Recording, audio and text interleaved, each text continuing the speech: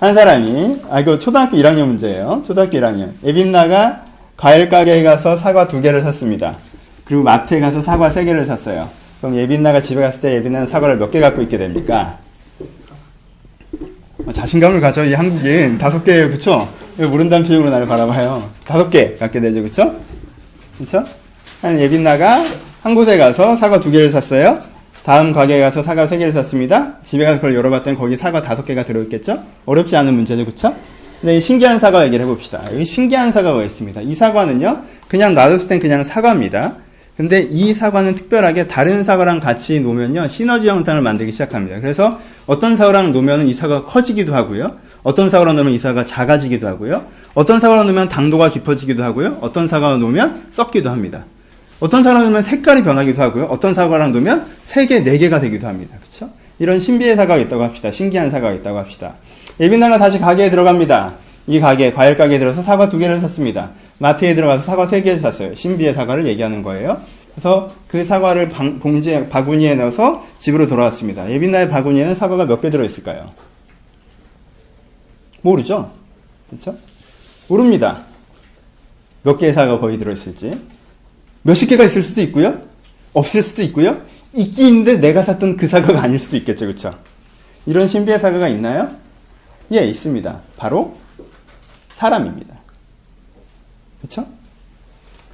사과는 한 바구니에 사과 5개를 넣어놓고 일정 기간 지나가는데 그 바구니를 열어봐도 똑같은 5개의 사과가 들어가 있습니다. 그렇죠? 물론 한 1년 뒤에 열어보면 썩어 있겠죠. 하지만 사람을 5명을 한 바구니에 넣어놓고, 예를 들면 무인도 같은 걸 생각해 봅시다. 무인도라는 한 바구니에 넣어놓고 일정 기간 지난 다음에 그 바구니를 열어보면 그 5사람은 어떻게 되어 있어요? 다른 사과가 되어 있다라는 거예요. 그렇죠? 어떤 사과는 커져 있을 것입니다. 무인도에서 내 굉장한 리더십 있는 자기 존재를 증명했을 거예요. 어떤 사과는 커졌습니다. 어떤 사과는 썩었어요. 내가 알고 봤더니 진짜 별거 아니구나 라고 그럴 수 있습니다. 어떤 사과는 상처받았습니다. 사람들 사이에 소외되거나 외면되거나 우울에 있어서 거의 없어질 지경입니다. 거기에 굉장히 잘 지내서 없었던 사과, 5명이 진짜 가족같이 되는, 가족이라는 새로운 사과가 또한 만들어지기도 합니다. 어떤 사람은 인생에 대한 깊이를 깨달아서 그 체험을 통해서 향기 나는 사람이 될 수도 있고요. 사람은 굉장히 신비한 사과에서 한 바구니에 넣어놓고 일정 기간이 지난 다음에 그 바구니 열어보면 여러 개의 사과가 돼 있다는, 여러 종류의 사과가 돼 있다는 거예요. 어떤 사람은 더 향기가 나고, 어떤 사람은 커지고, 어떤 사람은 작아지고, 어떤 사람은 변하고, 그리고 이제까지 없었던 또 다른 무엇인가가 만들어져 있기도 한다는 것입니다. 사람은 신비의 사과입니다. 1 더하기 1은 2입니다. 사과 3개, 사과 2개를 더하면 사과 5개죠. 하지만 사람 하나에 사람 하나를 더하면 그건 2명이 아닙니다. 사람 3명에 사람 2명을 더하면 그건 단지 5명이 아닙니다. 사람은요, 개별적인 개인의 합의 이상을 만들어낸다는 것입니다. 사람을 함께 두면요, 단지 개별적인 개인의 합과 다른 무엇이 나타나기 시작한다는 것이. 인간은 특별한 존재입니다. 그것이 우리가 느낄 수 있는 인간의 독특성입니다. 그러니까 이 부분을 다시 한번 다른 관점에서 설명한다면 어떻게 된다는 거예요? 나 개인으로 혼자 있을 때는 알지 못하는, 알 수 없었던 내 모습을 어떤 전체가, 어떤 공동체가 내 안에 발현시켜 준다라는 거예요. 그렇죠? 내 혼자 있어서는 알 수 없었던, 내가 개인으로서 서서 산속에 들어가서 책을 파면서 나 혼자 뭔가 열심히 하면서 알 수 없었던 내 모습을 어떤 전체 속에 들어갔을 때 새로운 내 모습, 진정한 내 모습을 발현시켜 준다라는 것입니다. 그게 무슨 뜻이에요? 인간은 지체적 존재 혹은 사회적 존재라고 표현할 수 있는 거예요. 나는 개인적으로 독립적으로 존재하는 존재가 아니에요. 물론 내 안에 개인적으로 독립적인 부분도 있습니다. 하지만 내 안에 상당 부분은 전체 속에서 재발견돼야 된다는 거예요. 그러니까 진짜 자기 자신을 안다라고 하는 것은 완전히 독립적인 개인으로 무인도에 들어가서 할 수 있는 것이 아닙니다. 내가 어떤 집단, 어떤 공동체, 어떤 모임과의 뭘 통해서? 커넥을 통해서 내가 그걸 통해서 재규정됨으로 진정한 나를 알 수 있다는 것입니다. 저는 가끔 그런 생각을 해봅니다. 내가 만약에 고등학교 2학년 때, 3학년 때 전자공학과 같은 데가 그 당시에 전도 유명하다고 해서, 혹은 경영학과나 경제학과가 전도 유명하다고 해서 그런 전공을 선택했으면 내가 어떻게 됐을까? 저는 수학적으로는 정말 부끄러운 수준이거든요. 초라한 수준입니다. 내 그럼 초라한 수학적 능력을 가지고 그런 데 갔으면 내가 어떻게 했을까? 전 참 다행이라고 생각합니다. 왜요? 전 고등학교 때까지 제가 굉장히 장점이 없는 사람이라고 생각했어요. 한 학기 나에게는 아무것도 안 주었다는 생각이 있었습니다. 어떤 사람은 은학적 재능을 갖고 있고, 어떤 사람은 특별한 카리스마를 갖고 있고, 어떤 사람은 운동을 잘하고, 어떤 사람은 공부를 잘하고. 사실 고등학교 때 하나님이 줬다라고 하는 것 중에 발견할 수 있는 건 4가지밖에 없지 않습니까? 5가지죠. 얼굴 잘생긴 거. 그렇죠. 얼굴이 잘생기거나, 운동을 잘하거나, 아니면 카리스마가 있거나, 아니면 공부를 잘하거나, 뭐 이런 게, 음악을 잘하거나, 뭐 이런 게 있어야, 그쵸? 그림을 잘 그리는 것도 아니고, 뭐, 운동을 잘하는 것도 아니고, 내가 막 리더십 있는 타입도 아니고, 그냥 없어요. 나는 심하다 싶게 평범한 아이구나, 하나님께 나이가 아무것도 안 주셨구나 생각을 했는데, 하나를 대학교 가서 깨닫게 됐습니다. 뭘 깨달았어요? 말을 잘하더라고요. 말을 잘하더라고요. 거기서는 그게 되게 장점으로 인정받고, 장점으로 존중되고, 그런 분들이 훈련되고, 그런 분들이 격려되는 부분들이 있더랍니다. 그렇죠? 예, 웬만하면 해주세요. 그런 부분들이 존재하더라는 거죠. 그렇죠? 저는 제가 수명교회 대학부를 전 겪었는데, 내가 거기를 겪었다는 것들에 대해서도 되게 감사한 마음들이 있습니다. 그때 내가 그러지 않았다면, 내가 그리고 그 20대 10년 동안 내가 일정한 사회봉사활동에 뭐 자이건 타이건 고아원을 6년 동안 다니고, 그리고 외국노자를 4년 동안 해서 그 20대를 조금은 어려운 사람과 보내게 될 수 있었는데, 나는 그 공동체 속에 내가 포함되어 있었던 것들에 대한 감사함이 있습니다. 왜요? 그렇지 않았으면 어떨까 생각하면 무섭습니다. 그렇지 않았으면 내가 그 시간들을 내가 어떻게 썼을까? 내가 지금 어떤 사람이 됐을까? 내가 지금의 모습과 굉장히 다른 모습이 되어 있지 않을까라는 생각들을 합니다. 참 다행이라는 생각이 듭니다. 그렇죠? 그럼 그게 주어지고 부여된 것인가요? 아니죠. 내 안에 있던 거죠. 근데 그게 어떻게 된 거죠? 그럼 공동체라는 큰 그림을 통해서 어떻게 된 것입니까? 발현된 거죠. 그렇죠? 그 공동체라는 큰 그림을 통해서 내 안에 그것이 발현되는 것입니다. 그러니까 이런 접근이 가능합니다. 우리는 공동체를 통해서 내 안의 진정한 모습을 발현시킬 수 있다. 내 안의 진정한 모습을 알 수 있다. 거꾸로 얘기하면 우리는 전체의 일부로서의 의미를 갖는다. 오케이? 이 문장을 잘 이해하십시오. 우리는 전체의 일부로서의 의미만 갖는다고 하면 전체주의로 가는 거죠. 그렇죠? 우리를 부품화하는 겁니다. 그런 게 아니에요. 지금 성경에 얘기하는 지체론은 부품론과 다릅니다. 그렇죠? 부품은 뭐예요? 얘가 아니면 갈아 끼면 되는 거예요. 하지만 지체론은 몸이라고 하는 것은 뭐예요? 얘가 아니라도 갈아 낄 수가 없어요. 얘가 제대로 못하면, 얘가 아프면 전체가 같이 힘들어지는 거예요. 그러니까 얘가 잘 해내야만 하는 거예요. 그렇죠? 하지만 그와 함께 얘는 전체 속의 일부로서 그 진정한 의미를 깨달을 수가 있는 거예요. 그렇죠? 그러니까 상생론이고 상호성의 논리입니다. 개인은 전체 일부로서의 의미를 갖습니다. 눈은 움직일 수 있는 몸이 없다면 그 의미가 굉장히 상쇄됩니다. 발은 가야 될 방향을 깨닫는 머리가 없다면 그 상당한 의미가 상쇄됩니다. 후각이나 시각이나 그 어떤 것들은 그것에서 대응해낼 내 어떤 능력이 없다면, 내 다른 지체들이 없다면 그 원래 의미가 현저하게 상쇄된다라는 거예요. 그렇죠? 우리는 전체 일부로서의 의미를 가져요. 우리는 전체 일부로서의 의미를 갖습니다. 여러분, 정말 맛있는 것의 냄새를 맡을 수 있는데 먹을 수 있는 입이 없으시면 어떻겠습니까? 전형적인 얘기죠. 그렇죠? 내가 어디로 가야 하고 어디로 가지 말아야 되고 내가 어떤 게 날라하고 어떤 걸 피해야 되는 걸 볼 수 있는데 피할 수 있는 몸이 없다면 어떻게 하시겠어요? 팔다리가 없다면. 이게 지체론의 정신입니다. 각 사람들이 사실은 독립적으로 개별적으로 존재하는 것이 아니라 각 사람들은 어떻게 하는 거예요? 연결되어서 존재한다는 거예요. 그래서 개인은 전체 일부라는 것입니다. 우린 전체 일부입니다. 전체 일부로서 우리를 인식할 때 우리의 진정한 모습을 더욱더 풍성하고 온전하게 자각할 수가 있습니다. 오케이? 내가 전체 일부로서 나를 생각할 때 내가 개인으로서 나를 볼 때만 내 진정한 모습을 볼 수 있지 않고요. 전체 일부로서 나를 볼 때 전체적인 의미에서 진정한 내 모습을 인식할 수가 있다는 거예요. 그러니까 우리 가운데 뭐가 필요합니까? 전체 일부로서 나를 보는 것들에 대한 훈련과 연습이 필요합니다. 그럼 부품론과 다릅니다. 개인을 말살하는 것과 달라요. 왜 이런 얘기를 자꾸 하느냐? 우리는 개인주의 함정에 많이 빠져 있습니다. 현대사회는 개인은 개인이라고 얘기합니다. 그래서 그 전체와의 관계성을 적대적인 관계로 만들어 놨습니다. 상호적인 관계가 아니라.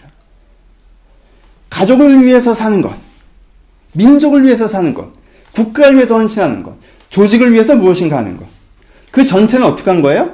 내 개인을 겁박하고 뭔가 뺏어가는 존재예요. 그쵸? 전체와 나는 대립적인 구도입니다. 전체가 나를 피해를 주지 않도록, 국가가 나를 피해를 주거나 조직이 나를 피해를 주지 않거나 가족이 나를 피해를 주지 않도록 내가 그것들을 막아내야 되는 거예요. 그리고 내가 굉장히 잘 돼서 여유가 넘치면 그때 전체를 위해서 뭔가 좀 해줄 수도 있는 거죠. 그쵸? 여유가 넘치면 그때. 하지만 그 전까지 전체와 나는 어떤 사이예요? 전체와 나는 긴장 사이입니다. 그쵸? 전체와 나는 긴장 사이예요. 전체는 나를 좀 해치려고 하고 나에게 뭔가 뺏어가려고 합니다. 그러니까 나는 그것들을 최소화하는 방법으로 난 움직인다는 거죠. 그래서 이런 식의 개인주의적 관점을 갖고 있는 사람들은 어떤 식의 생각들을 갖습니까? 가족을 위해 산다? 초라해 보입니다. 민족을 위해 산다? 되게 우둔해 보입니다. 국가를 위해서 먼저 한다? 그냥 뻔한 소리 같아 보여요. 조직을 위해 헌신한다? 바보같이 보입니다. 내가 타인을 위해서, 좀 더 나은 세상을 위해서, 국가를 위해서, 가족을 위해서, 누군가를 위해 산다는 건 진짜 바보 같은 것이라고 생각해요. 왜요? 사람은 나를 위해서 살아야 되는 거니까.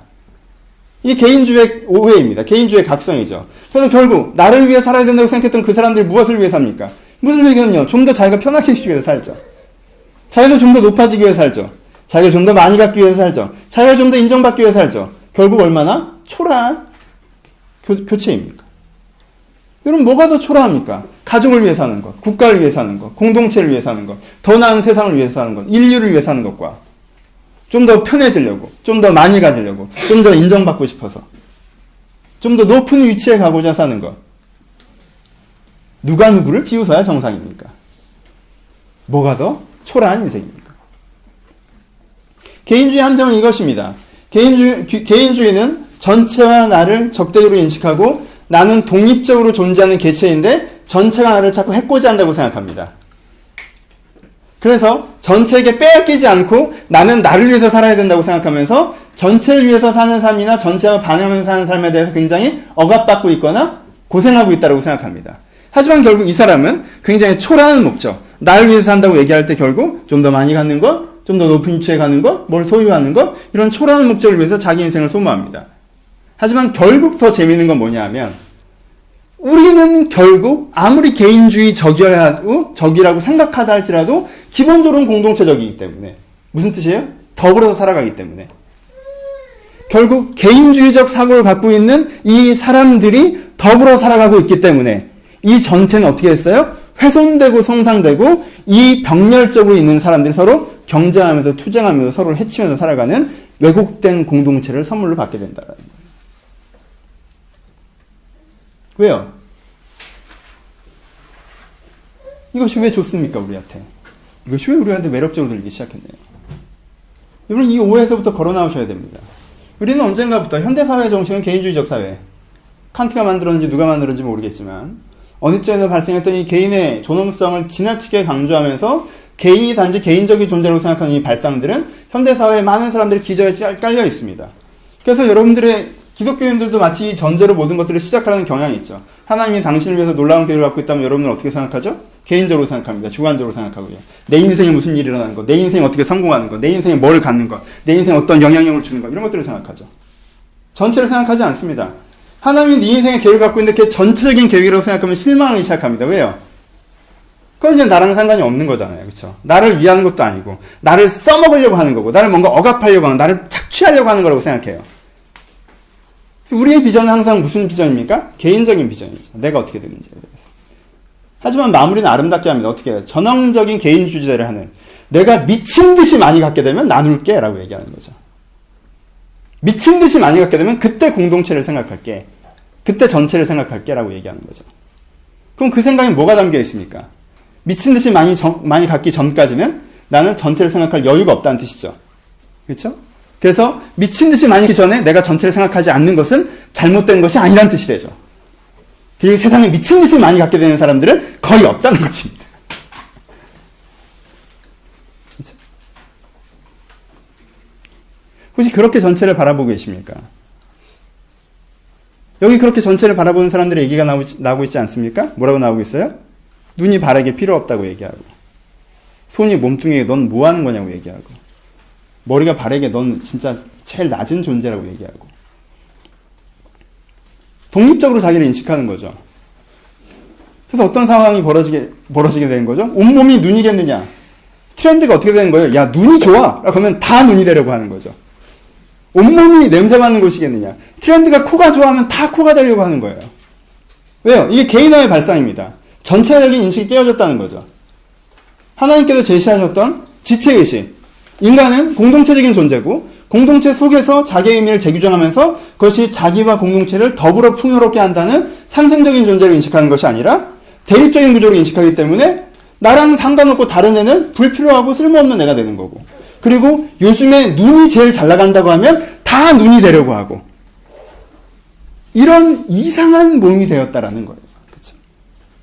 지금 고린도전서에 말씀하시는 두 번째 지적입니다.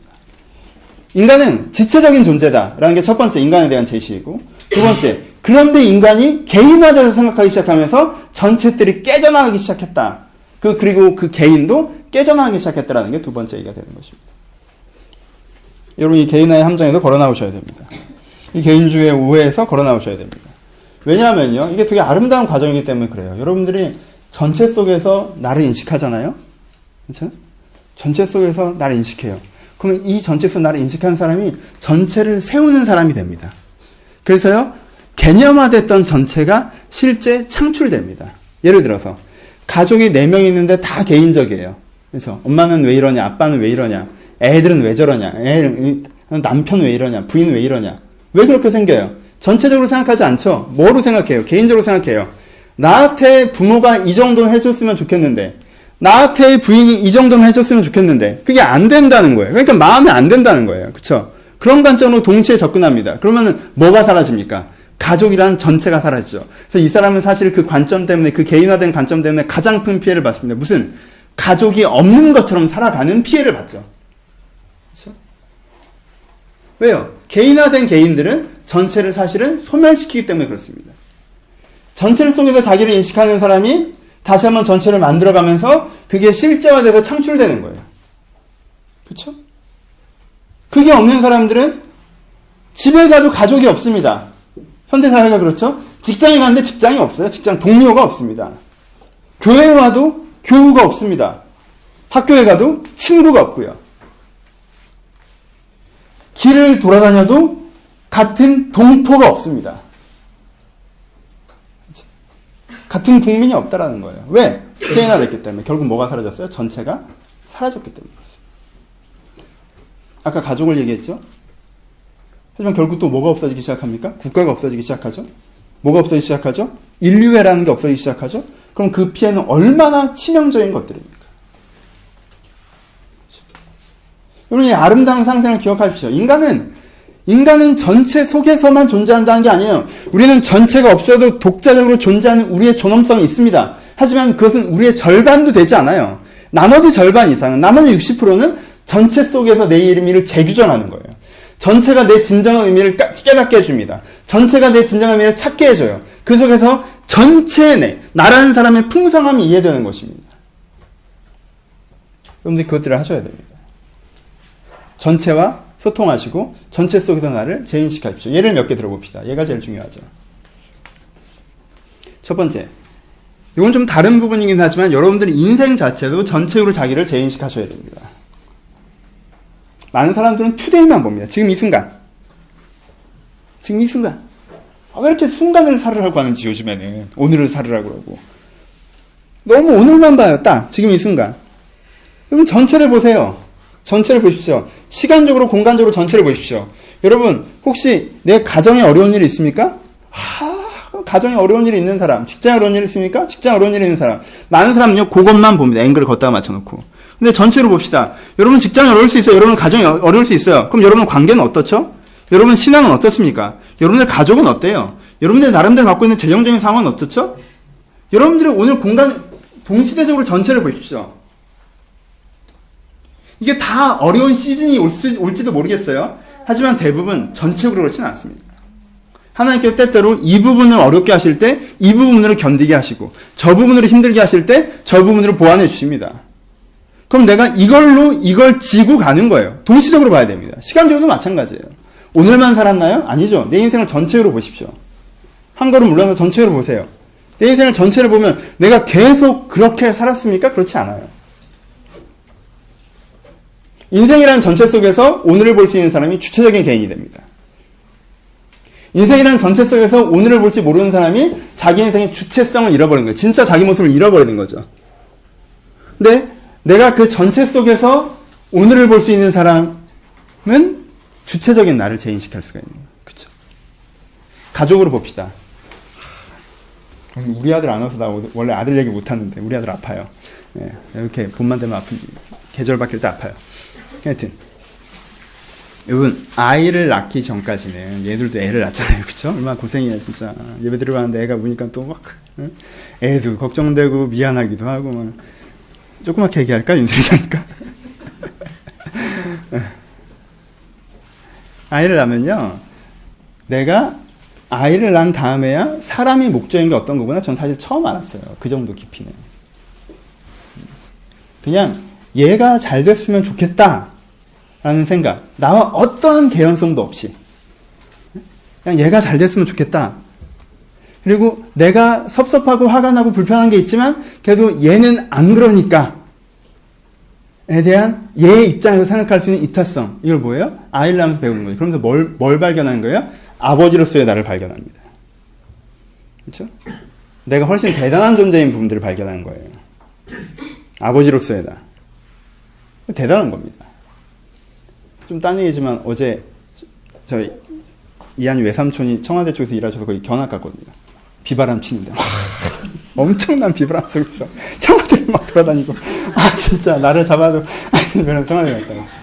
청와대 갔다가 또 어디 또 갔다가 저는 이제 스케줄이 또 있는데 이한이 때문에 이제 오후 시간까지 막 썼어야 됐어요.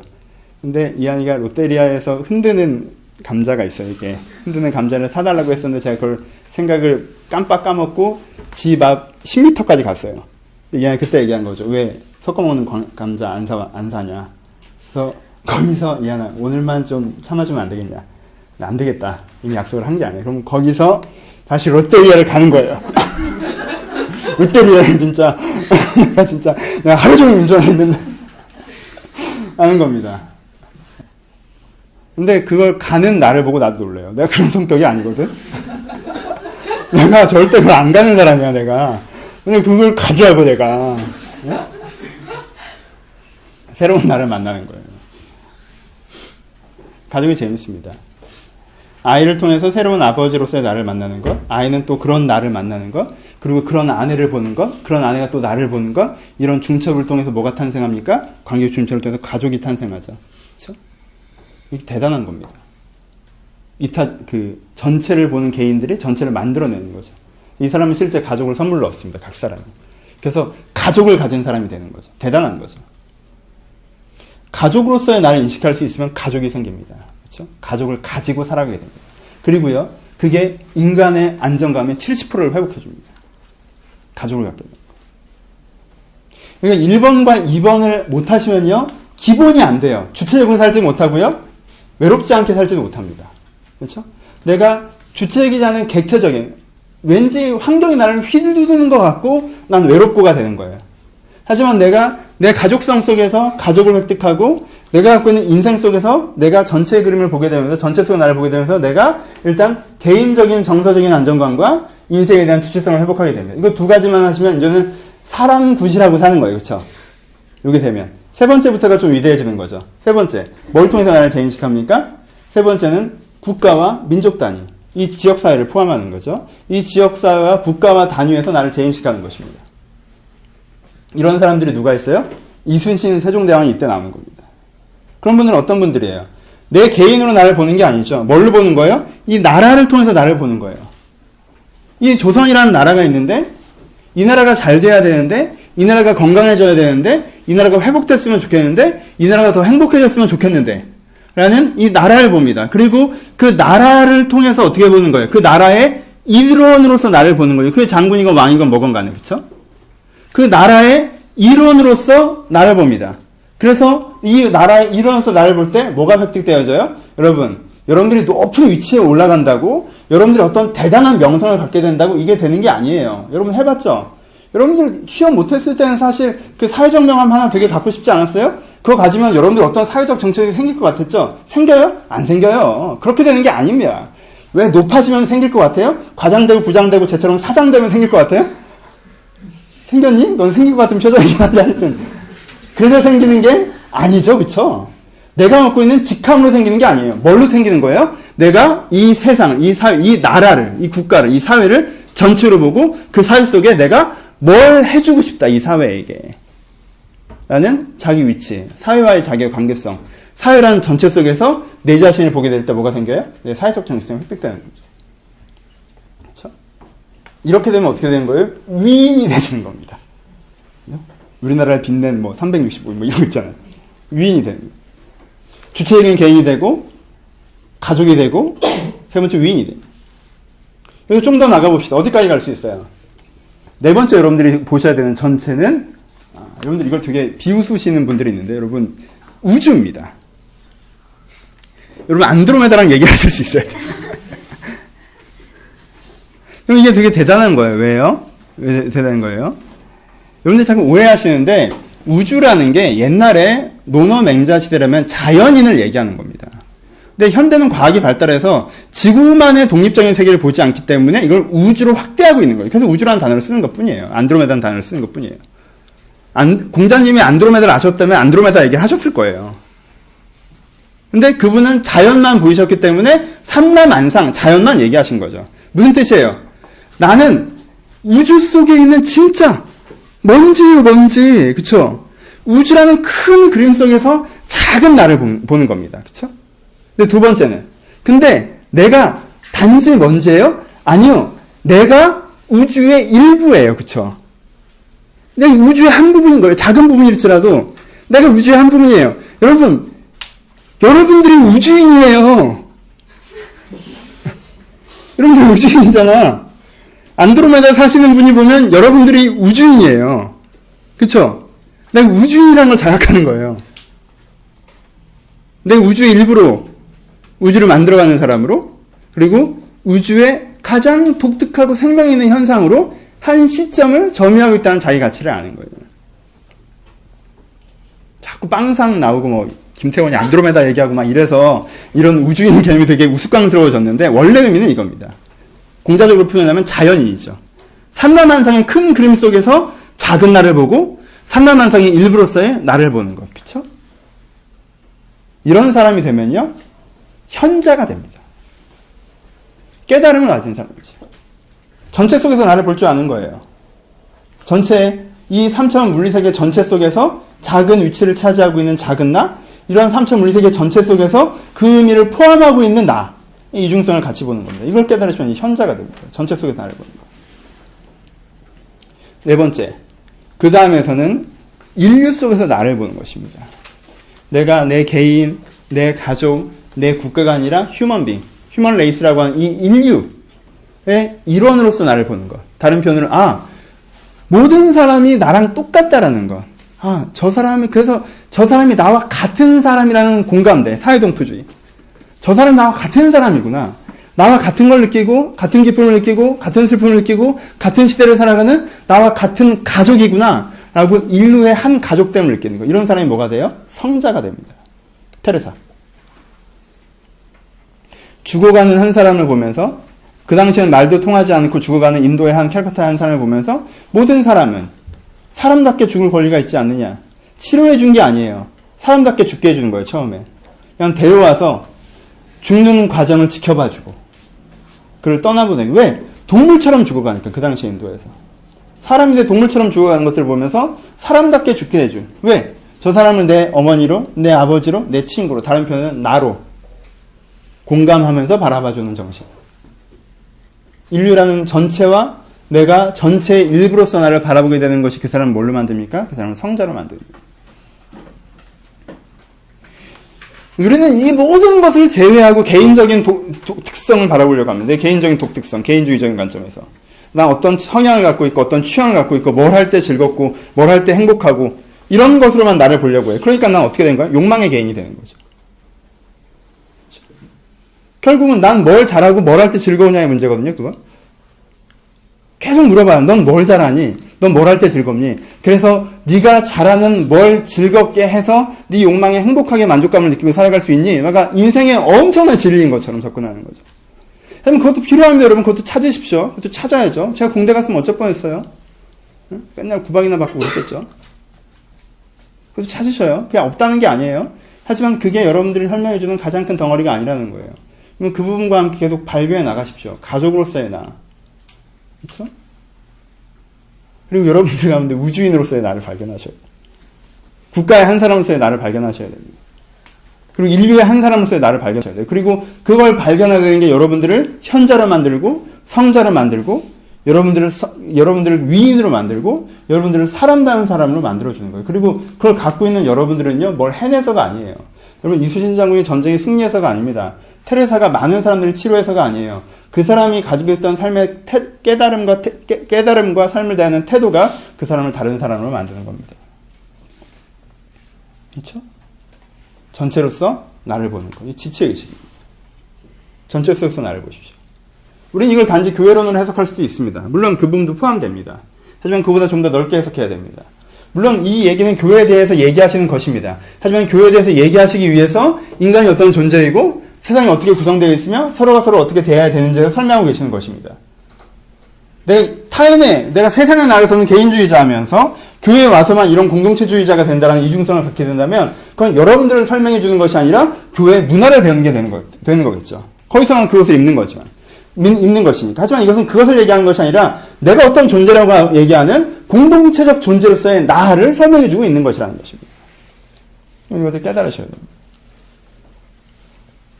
여러분들이 이제는 성자까지 되셨는데 그 다음은 오늘 얘기한 건 이 다음이겠죠. 이게 대단한 건데 나 인생을 전반적으로 주체로 보는 것, 그 다음에 가족, 그 다음에 국가사회, 그 다음에 우주, 그 다음에 인류. 나 인류를 더 크게 봐요. 인류. 그 다음에 이 3차원 물리세계를 나랑 1단계 하신 분들은 다 알죠? 이 3차원 물리세계를 넘어선 진리의 세계, 하나님의 세계로서 하나님의 세계에 소속된 사람으로서 나를 재규정하는 거. 이게 가장 큰 그림입니다. 오케이? 이걸 천국의 시민권자라고 성경에서는 표현하죠. 진리의 세계에 소속된 사람으로서 나를 보는 것. 이 땅의 모든 것들이 소멸한 이후에도, 내가 죽은 이후에도 존재할 그 진리의 세계, 하나님의 세계의 일원으로서 나를 보는 것. 그래서 그 일원으로서 내가 이 전체를 바라보는 것. 이게 교인입니다. 처치 멤버로서의 교인이 아니라 고린도서에서 얘기하는 지체적 교인이죠. 그렇죠? 지체인식을 갖고 있는. 교인이 대단한 거예요. 여러분 성자보다 대단한 거예요. 여러분이 진짜 교인이 될 수 있다면. 휴먼 레이스와의 내가 인류와의 일원으로서 갖고 있는 보편적 사랑을 넘어서서 이 3차원 물리세계 너머에 진리에 소속된 사람으로서 하나님을 아는 사람으로서 진리의 사람으로서 영원한 변치 않는 진리를 아는 사람으로서 큰 그림을 보고 오늘을 바라보는 것. 그렇죠? 그 사람의 삶의 태도가 어떻게 달라집니까?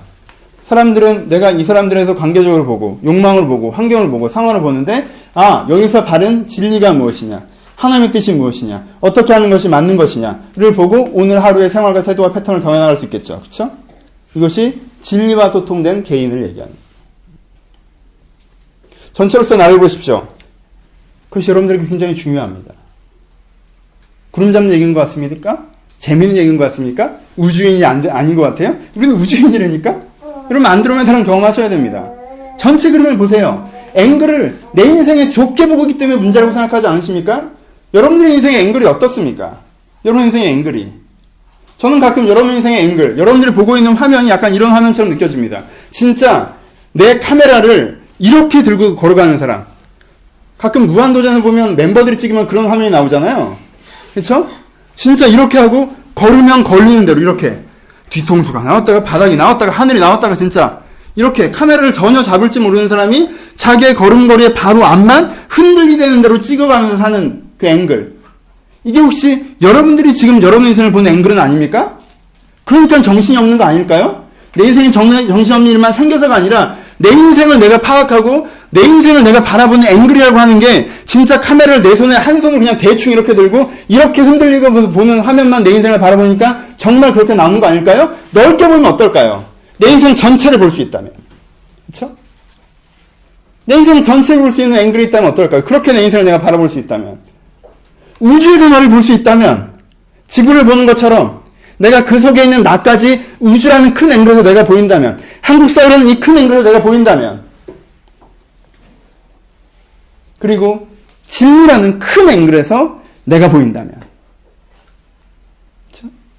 전체를 통해서 나를 볼 수 있고, 그래서 내 존재를 재규정해낼 수 있다면, 나 얼마나 다른 종류의 사람으로 살아갈 수가 있겠습니까? 여러분, 이 넓은 시야를 갖고 싶지 않으십니까? 이 큰 눈을 갖고 싶지 않으십니까? 이 전체와의 소통으로 현재 내 자신을 재규정하는 것들을 찾고 싶지 않으십니까? 오늘 하루에 빠져서, 오늘 순간에 빠져서, 오늘 감정에 빠져서 허우적거리면서 사는 것이 아니라 이 전체적인 앵글이 없는 것이, 오늘의 함정이 깊기 때문이 아니라 나의 눈이 너무 얇기 때문에 빠져나가는 것이 내 오늘의 함정이라는 걸 깨닫고 이 큰 그림을 가지려고 하는 것, 그것이 우리가 하는데 필요하다는 것입니다. 이것이 최대입니다. 여러분, 이것들을 기대하시고 이것들을 소망하십시오.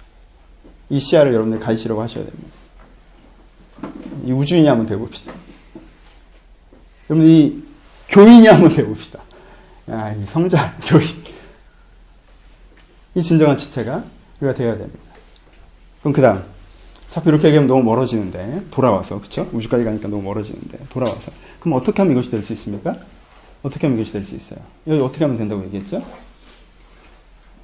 오늘 본문에서 얘기하기에는 세 번째, 이것이 되는 방법을 얘기하는데 이것이 어떻게 될 수 있다면은 교감을 통해서 될 수 있다고 합니다. 이 단어를 기억하십시오. 교감을 통해서 이것이 되는 거예요. 누구와? 일반론적으로 얘기하면 우주와의 교감이죠. 그렇죠? 일반론적으로 얘기하면 인류와의 교감입니다. 그렇죠? 일반론적으로 얘기하면 국가와의 교감이고 지역사회와의 교감이죠. 일반적으로 얘기하면 가족과의 교감입니다. 그렇죠? 일반적으로 얘기하면 여러분 인생과의 교감이죠. 근데 우리가 그게 어려운 이유가 뭐예요? 그게 교감이 잘 안 된다는 거죠. 그렇죠?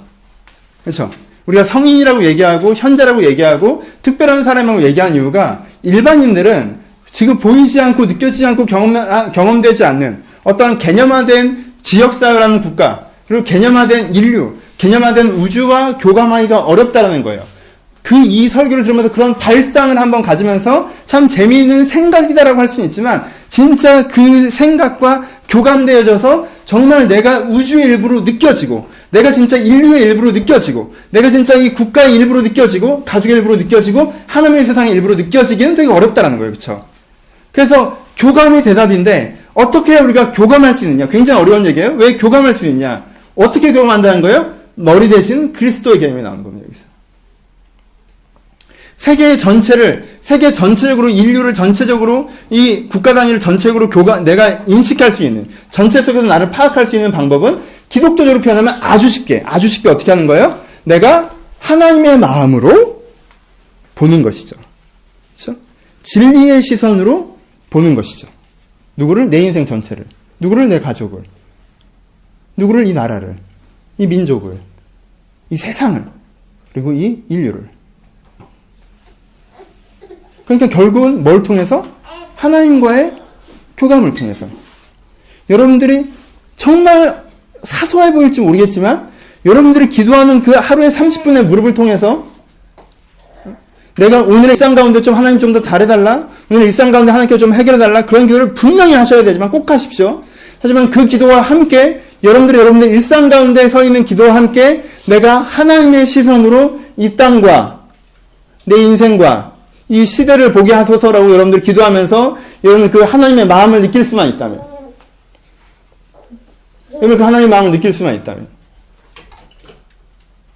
그게 여러분들 얼마나 바꿀 수 있을지 상상해 보시겠습니까? 그것이 하나님의 마음과 교감됨으로 내게 오는 새로운 시선과 새로운 능력입니다. 그렇죠? 이런 자기 변화의 지향성을 여러분들이 가질 수 있다는 것입니다. 여러분 이게 됩니다. 사선이 한번 들어봅시다. 우리는 좀 잘 안 가지만 옛날에 단기선교 저 자주 갔었어요. 단기선교 가보면 한 2달 동안 기도시킵니다. 방글라데시 단기선교 갈 때 한 2달 정도 기도를 했었는데 계속 모여서 일주일에 한 번씩 중보기도 하죠. 방글라데시를 위해서 기도하라고 합니다. 그럼 처음에 방글라데시를 위해서 기도하기 얼마나 어려워요. 그치? 아니 가본 적도 없는데 한번 가보려고 그러는데 갑자기 방글라데시를 위해서 기도하고 방글라데시는 어떤 나라라고 인구가 몇 명이고 뭐 국기가 뭐고 이렇게 설명을 해서 방글라데시를 위해서 기도하고 잘 안 돼요. 근데요 여러분 신기한 게 뭔지 아십니까? 그 아이들이요, 그 멤버들이 저를 포함해서 진심을 담아서 한 달 이상 기도하잖아요. 그건 갑자기 방글라데시에 대한 마음을 느낄 수가 있습니다. 하나님이 그 나라에 대해서, 가보지도 않은 나라에 대해서 어떤 마음이신지 내가 느낄 때가 있어요. 느껴지기도 해요. 그 땅을 보면 얼마나 슬퍼하시는지, 얼마나 소망을 갖고 계시는지, 얼마나 아끼시는지, 그런 하나님의 그 땅에 대한 마음을 내가 느낍니다. 그걸 느끼고 가잖아요. 못 느끼고 가면 혼자 가는 거예요. 주관으로 가는 거예요. 보지도 못하고 듣지도 못하고 깨닫지도 못하고 옵니다. 그러면 그걸 느끼고 가잖아요. 그럼 가서부터 어떻게 할 수 있어요? 처음 만나는 그 사람에 대해서 그런 하나님의 마음으로 대하기 시작해요. 그럼 거기서 새로운 관계성이 창출되는 거예요.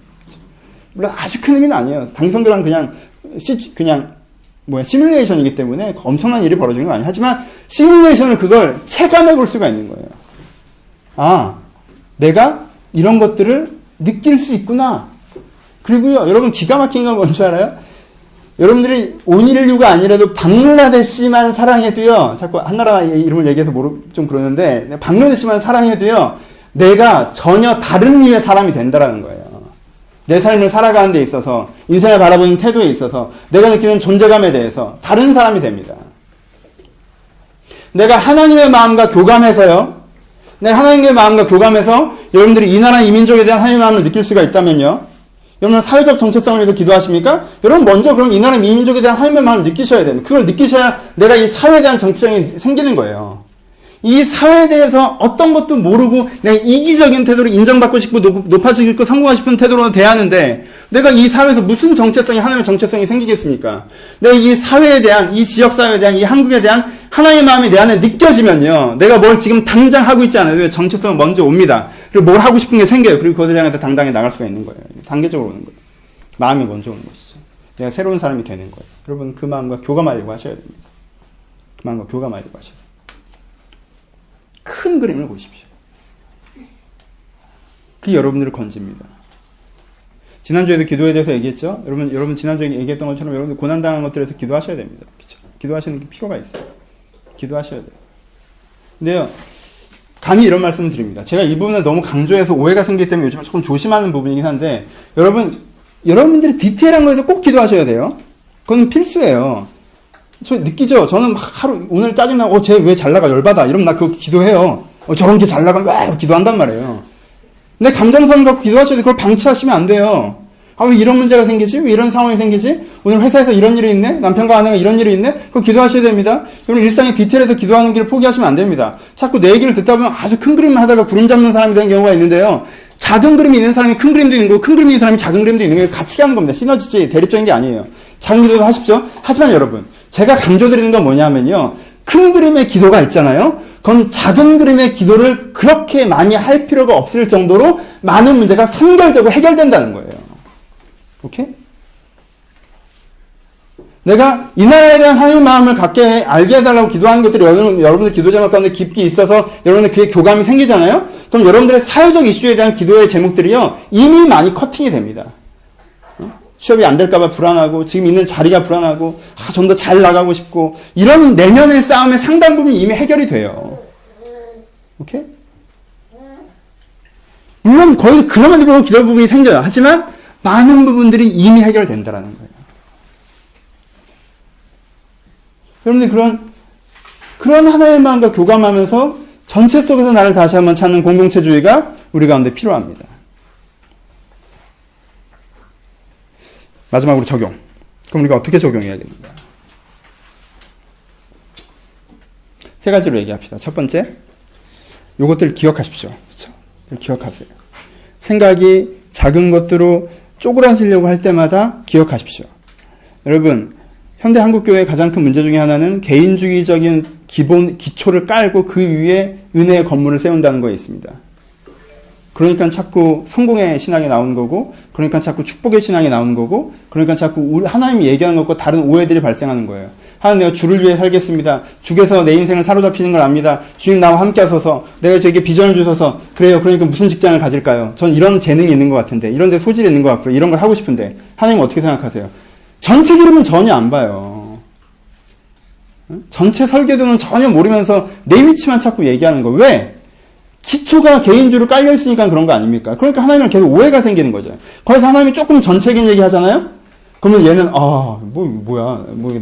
나 부름받아서 써먹으려고 날 불렀구만? 약간 이런 식으로 와요. 그쵸?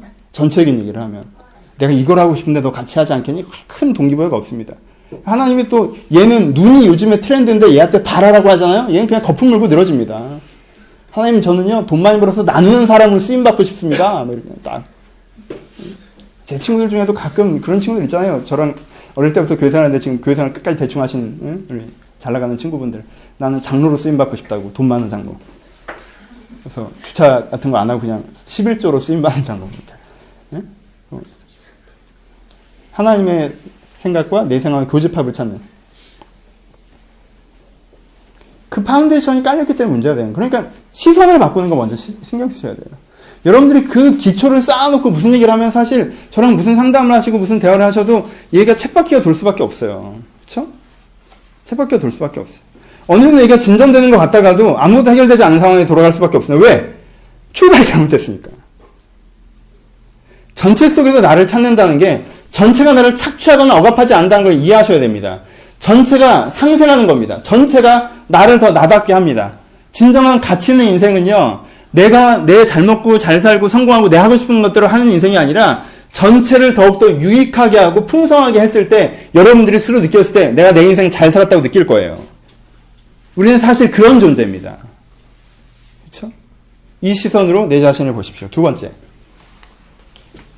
교회에 대한 복문에도 불구하고 교회 설교, 교회 얘기를 전혀 안 했는데 교회도 이런 관점으로 보셔야 됩니다. 적용하실 때. 많은 가끔 이제 내가 선배 목사님들이랑 얘기하거나 친구 목사님들이랑 얘기하면 내 목회에 대한 오해들이 있어요. 아, 너는 굉장히 트렌디하게 개인주의적인 교회를 하는구나 라고 얘기하시는 분들이 있습니다. 개인주의적인 교회. 공동체의 부담. 그래서 제 목회의 단점에서 지적할 때 공동체성이 굉장히 훼손될 수 있다. 교회에는 문제가 있다고 얘기하시는 분도 있어요. 그 말이요, 틀린 말은 아닙니다. 투데이로 보면. 그쵸? 투데이로 보면. 틀린 말이 아니에요. 수요예배 오지 마, 금요예배 오지 마, 새벽 예배 보지 마, 봉사활동 안 시킬게. 헌금 낼 필요 없어. 새가족 챙길 필요 없어. 아무 봉사도 안 시킬 거야. 돈도 많이 안 내도 돼. 예배만 드려. 양육 받고 싶으면 내가 찾아갈게. 어디로 가면 되니? 이번 주엔 안 되니 다음 주에 하자. 혼자 하려면 혼자 하고 둘이 하려면 둘이 하고 셋이 하려면 살고 네가 원하는 대로 해줄게. 편하게. 이렇게 하면 트렌디한 교회예요. 그쵸? 이렇게 하면 트렌디한 교회죠. 아, 내 욕구와 기호에 잘 맞는 교회인 거잖아요. 그냥 나는 그냥 예배 가볍게 드리고 싶고 거기에 구름 잡는 얘기 싫고 좀 도전되는 얘기로, 그리고 막 봉사활동을 하기 싫고 주일에 한 오후쯤 갔으면 좋겠고 일찍 왔으면 좋겠고 평일에 시간 쓰기 싫고, 근데 내가 뭔가 가끔 영적으로 부족하면 날 충전시켜줬으면 좋겠는데 내가 뭐 가서 하기 싫으니까 와주셨으면 좋겠고. 여러분들이 만약에 이래서 이 교회가 이렇게 되는 거라면 여기는 그냥 트렌디한 교회예요. 그리고 트렌디하게 잘 될 수도 있습니다. 왜요? 요즘 사람들은 개인주의가 강하니까요. 딱 나 혼자 와서 내 신앙생활하고 딱 가는 게 편하지. 그렇게 하고 싶은데 여긴 그러라고 하니까 좋네. 다른 데 가면 썬데이 크리스찬이네. 봉사를 해야 되네. 조금만 다니면 얼굴 하면 갑자기 누가 달라붙어가지고 뭐 하시라고 막 하고 막 갑자기 막 나는 알지 못하는 요람에 내 이름이 나가서 교사로 돼 있고 막 이런데, 여기는 그냥 아무것도 없이 목사님이 뭐 사오면 잘못 사오셨다고 한마디 하면 되고.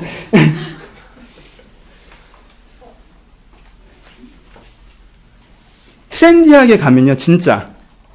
그러면 여기 건물 좀 세련되게 하고요. 카페식으로. 그렇죠? 여러분들의 죄책감과 부담감을 없애주고요. 서로 챙길 필요 없고 혼자 와서 혼자 가게 하면 되고요. 예배 시간도 좀 더 짧아야겠고요. 그렇죠? 설교도 좀 더 쉬워야겠죠. 저도 세련됨을 유지해야 될 거고. 왜? 내가 어떤 마스코트가 될 테니까. 그렇게 잘 될 수 있습니다. 잘 된다는 게 뭐예요? 사람이 더 늘어나고 재정이 더 확충될 수 있어요. 근데 그 교회는요, 오래 먹을 겁니다. 교회는 그런 곳이 아니기 때문에 그래요. 저는요, 순서에 대해서 얘기한 거예요. 내가 숨을 쉬면 세상이 숨을 쉰다는 거예요. 너만 숨 쉬어라가 아니라 여러분들의 깊은 은혜의 영성을 깨치는 것들을 통하여서 이타적이고 공동체적인 사람으로 나아가야 되지, 내 깊은 영성과 은혜를 깨치는 것 없이 그냥 공동체적인 의무를 져서는 안 된다고 얘기한 거예요. 오케이? 공동체적으로 나아가지 않아도 된다고 얘기한 것이 아니라. 오케이? 그러니까 여기서도 여러분 전체를 통해서 나를 보십시오. 그게 여러분들을 풍성하게 재발견해 줄 수 있습니다. 나 혼자 딱 예배드리고 나 혼자 내 신앙생활하고 나 혼자 하나님 만나고 나 혼자 목사님이랑 관계 그렇게 신앙생활 할 때랑 이 브레스 오브 트리를 전체로 인식할 때랑 신앙생활의 격이 달라질 수 있어요. 전체로 보십시오. 전체 세 가지를 보셔야 돼요. 첫 번째, 이 교회가 지향하는 꿈을 보셔야 되죠. 어떤 교회가 되려고 하는 교회구나. 그런 교회가 필요하구나, 이 시대와 사회 가운데. 그런 교회로 만들어 갔으면 좋겠다. 그런 교회가 되어 갔으면 좋겠다라는 게 있어야 되죠. 그렇죠. 그리고 두 번째, 이 사람들이 그것들을 함께 만들어갈 사람들이구나. 서로 지금 부족해도. 이 사람들과 내가 알아가고 소통해 나가고 동감해 나가고 동의해 나가고 협의해 나가야겠구나라고 하는 거죠. 여러분, 전 거기에 대해서 일괄적으로 여러분들에게 스케줄, 교회 스케줄에 여러분들을 맞추지 않겠다고 한 거지, 이 스케줄이 없다고 얘기한 게 아니에요. 오케이? 여러분, 뭐, 낯을 많이 가리십니까? 그럼 뭐, 한 6개월 혼자 다니세요. 괜찮아요. 그렇게 얘기한 거예요. 요즘에 되게 정신 없으세요? 아, 그럼 요즘에 좀 정신없이 지내세요. 이렇게 얘기한 거예요. 그렇잖아요. 그걸 얘기한 거지, 그렇게 계속해도 된다고 얘기한 건 아니에요. 서로가 서로가 마음을 여셔야 되고, 알아가셔야 되고, 친하게 지내라는 단지 그런 뜻이 아니라, 같은 지향성의 공감대를 만들어내셔야 됩니다. 1년 지나가고 2년 지나가고 3년 지나가고, 반드시. 그렇죠? 그리고 이 전체가 되어질 일에 함께 필요한 것들을 내가 역할자로서 함께 만들어가고 있어야 되는 것입니다. 그럼 가족이 그렇습니다. 많은 사람들이 왜 가족을 잃어버립니까? 나 빼고 나머지 가족 구성원이 멀쩡한 가족을 만들어서 나에게 선물해주길 바라기 때문에 그렇습니다. 엄마, 아빠, 누나가 정신 차려서 나한테 잘하고, 엄마가 나한테 잘하고, 아빠가 나한테 잘하고, 누나가 나한테 잘해서, 내가, 좋은, 이런 가족을 내가 원했어. 아빠는 이렇고, 엄마는 이렇고, 누나 좀 이랬으면 좋겠어. 라고 하는 그런 마음을 갖고 하기 때문에 가족이 안 생기는 거예요. 왜? 다들 그러고 있으니까, 개인주의적으로 그러고 있으니까. 가족이 안 생기는 거예요. 그렇지 않아야 돼요. 그리고 그런 가족이면, 좋은 가족에 내가 지금 얹혀 있는 거잖아요. 나 아직 가족이 아닌 거예요. 그 가족의 은혜를 내가 갈취하고 있는 거지. 그렇잖아요? 이런 애를 망난이라고 하는 거예요. 그렇잖아요. 집안에 보면 하나 있다고 하는 그 가족의 멤버가 되지 못하고 가족으로부터 자기가 얻는 유익에 집중해 있는 사람이 되는 거란 말이에요. 그게 아니라 내가 이 가족을 사랑하고 이 가족을 위해서 뭔가 하고자 하고 멤버들이 다 그런 마음의 구성원들일 때 거기 가족이라는 게 탄생하지 않습니까? 그리고 전 여러분들이 그런 가족이 됐으면 좋겠습니다. 교회는요, 두 번째 적용이에요. 이 얘기를 하려고 이렇게 길게 얘기했는데, 교회는요, 아까 얘기했던 전체를 통해서 나를 봐서 우주적인 자아를 찾는 걸 프랙티컬하게 연습해보는 곳입니다. 여기서. 그래서 여기서 되게 잘 돼서 사회에서 한번 해보는 거예요. 이렇게? 여기서 이렇게 잘 돼야 돼요. 그럼 우리는 아직 진짜 애기교회라고 하는 거야, 내가. 한 10년 뒤엔 되게 잘 돼야 돼, 막. 우리가 진짜 뭐 영적 가족이 돼 있어요. 여기서 너무 잘 돼서 그 에너지로, 그 샘플링으로 이게 된다라는 확신을 가지고 내가 회사에서, 현장에서, 가족에서 또 더 큰 지역사회에서, 공동체에서 내가 그것들을 프랙티컬하게 해보고 있는 게 돼야 돼요. 이게 두 번째 적용입니다. 세 번째 마지막. 내 인생에 이 그림을 가질 수 있도록 계속 그래서 어떻게 하셔야 돼요?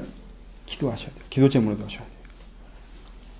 가치를 갱신시키시고 교회적으로 연습할 프랙티컬한 현장을 만드신 다음에 여러분들이 개인적으로 그걸 기도하고 있으셔야 돼요. 하지만 이게 순서가 거꾸로이기도 합니다. 뭐예요? 개인적으로 이렇게 교감하는 것들을 통해서 내가 프랙티컬하게 현장에서 조성해 볼 수 있고, 그리고 내가 큰 그림에서 그 일을 할 수 있게 되겠죠. 이것이 가장 중요합니다. 세 번째, 설명은 길지 않지만 유일하게 중요한 거. 왜? 이게 안 되면 또 하나의 그냥 이론을 또 나열한 거니까. 그렇게 여러분들 적용할 수 있었으면 좋겠습니다. 결론. 오늘 좀 어렵죠? 어려운 설교입니다. 되게. 좀 어려운 설교예요. 여러분들이 좀 잘 이해하셨나 제가 해놓고도 고민이 좀 됩니다. 혹시 이게 또 적용점의 한 부분이 강조돼서 교회에서 내가 좀 역할을 해야 되나? 이렇게 오해되지 않으셨으면 좋겠어요. 이 부분이 또 하나의 이론처럼 떠서 안드로메다로 가서 우리 우주인이래. 재밌다. 우주인. 이렇게 되지 않으셨으면 좋겠어요. 이 얘기가 내가 나를 찾아가는 방법이 혹시 잘못되어 있진 않았나? 라는 도전이 좀 되셨으면 좋겠습니다. 내가 나를 알아가는 과정이 좀 잘못되어 있진 않았나? 나는 너무 개인주의라는 현대사회에 모두가 동의하고 있기 때문에 아무도 이 일을 제공하지 않는 이 기이한 사고방식의 함정에 빠져 있진 않나? 여러분들 다시 한번 도전해 보셨으면 좋겠어요. 그리고 하나님과의 교감을 통해서 거기서 걸어 나오셨으면 좋겠습니다. 그래야 진정한 나를 찾을 수가 있습니다.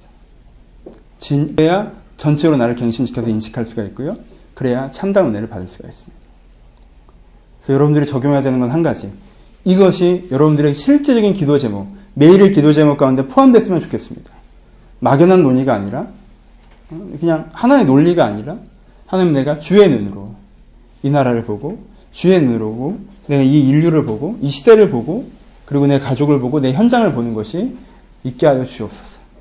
여러분들이 그래서 그런 눈을 뜨셨을 때, 그것들에 대한 하나님의 마음을 느끼셨을 때, 그 하나님의 마음을 느끼고 하나님과 교감하고 하나님과 교감을 말미암아 그곳과 교감하는 것 자체로 정말 많은 문제가 이미 해결돼 나가는 것들을 여러분들 내면에서 여러분들 경험하셨으면 좋겠습니다. 우리 은혜를 여러분들 것으로 만드시길 주님의 이름으로 축복합니다. 같이 기도하시겠습니다.